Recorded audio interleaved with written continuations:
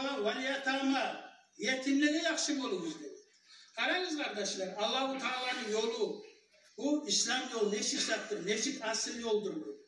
Bari da şu bir amalsız adamlara, biraz özler bir baş çarasını korup bulmayan adamlara, şolaga, barına da Allah-u Teala yakşı olunuz de buyuratlar.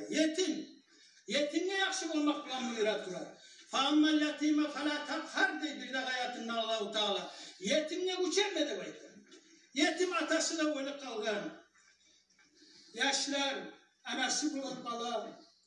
Çaresiz adamlar. Şolara uçer diyen adam.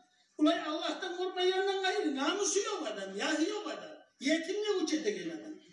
Takip olmayan da yaşıyor. Atası öyle kalgan yaşlı. Şunu oynaşıp başarmayan adam namussuz. Ozunu erkekliği, ergişliği yok adam.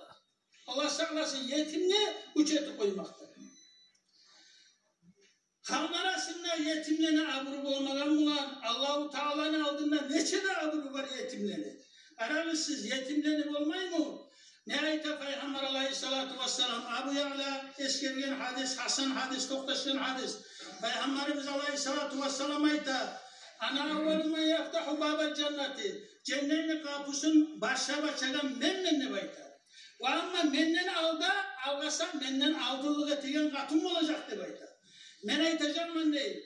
Ya malaki, vaman anti sen ne adamsan, sen kimsen de baytacağım ben değil. Mennen alda cennette girip parağın katunla.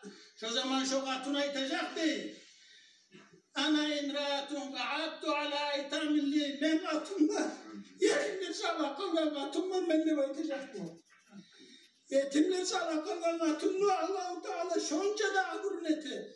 Peygamber başla başlayanmışsa da Peygamberden ne aldı, menden ne aldı cennette girip parağın katını vuracak mı demek. Kimdir? Yetimler sakla kaldılar. Ona şolaya aguru var Allah'ın yanında. Yetim saklayın katını da, yetimlerini de. Allah saklasın. Allah'ın yanında aguru var saklaga, şolaga zulmetmaktan da, şolaga uçetmaktan da Allah saklasın.